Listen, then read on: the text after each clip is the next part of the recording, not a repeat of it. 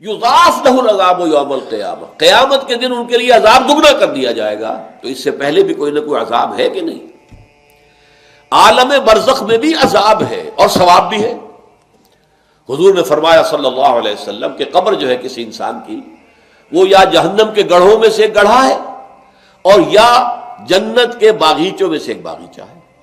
اب اس کی حقیقت کو ہم نہیں جان سکتے۔ دیکھیے، نوٹ کر لیجیے اچھی طرح، پکے اصول کے طور پر گرہ باندھ لیجیے، عالم برزخ اور عالم آخرہ کی کسی بات میں جو کچھ بتا دیا گیا اس سے آگے کھوج کرید مت کریں، اس لیے کہ یہ آیات متشابہات ہیں، ان کی اصل تعویل ہم نہیں جان سکتے۔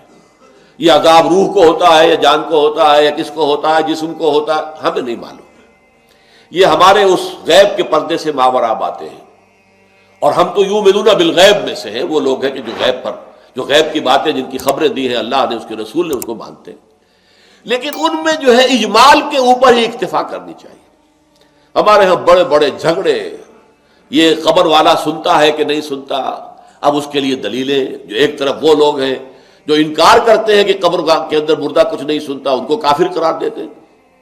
دیوبند کے مسلک کے لوگوں کے اندر بھی یہ ایک دوسرے کے لیے کفر کے فتوے موجود ہیں کہ جو نہیں مانتا سماع موتیٰ کو وہ کافر ہے، دوسرے کہتے ہیں جو مانتا ہے سماع موتیٰ کو وہ کافر ہے، مردہ کچھ نہیں سنتا۔ اب احادیث میں آتا ہے، احادیث میں تو یہ آتا ہے کہ جب دفن کر کے جاتے ہیں لوگ مردے کو، تو وہ مردہ ان کے قدموں کی چاپ سنتا ہے کہ وہ جا رہے ہیں واپس۔ اسی طریقے سے بہت سی احادیث موجود ہیں۔ حضور کا تو خاص کشف کہ آپ نے دیکھا کہ مردوں کو اس وقت عذاب ہو رہا ہے، یا کہ مردوں کا معاملہ یہ ہو رہا ہے۔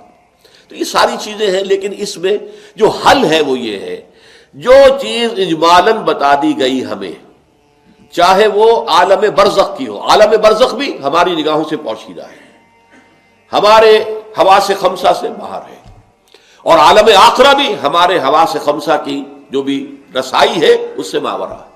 اس میں بس جو بات آ جائے وہ مانیے، اس کی تفصیل میں ہرگز نہ جائے۔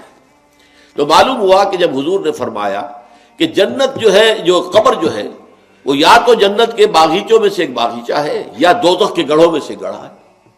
کہیں ایسے بھی کہہ دیا گیا کہ قبر میں جب مردہ جو ہے داخل ہو جاتا ہے تو یا تو ایک کھڑکی کھول دی جاتی ہے جنت کی طرف، جس سے جنت کی ہوائیں اور خوشبوئیں اسے آتی رہتی ہیں، روح و ریحان، اس سے وہ فائدہ مند ہو رہا ہے ابھی سے۔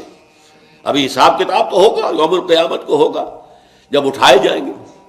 اور یا پھر جہنم کی ایک کھڑکی کھول دی جاتی ہے، اس سے وہ لپٹ، اس سے گرمی، یہ وہاں سے جھونکے آتے ہیں۔ تو ہم صرف اتنا ہی مانیں گے۔ اب یہ روح کو ہے یا جسم کو ہے، یہ عالم برزخ میں قبر پر ہے یا کہیں اور کہیں عالم ارواح کے اندر، واللہ عالم۔ یہ ساری باتیں تو تبھی کھلیں گی جب ہم وہاں جائیں گے، تب حقیقت منکشف ہوگی۔ اس سے پہلے یؤمنون بالغیب ھدی للمتقین الذین یؤمنون بالغیب ویقیمون الصلاۃ ومما رزقناہم ينفقون۔ قرآن مجید کی ہدایت سے استفادے کی شرائط میں سے یہ ہے کہ آپ غیب پر بس ایمان لائیں جو بتا دیا گیا۔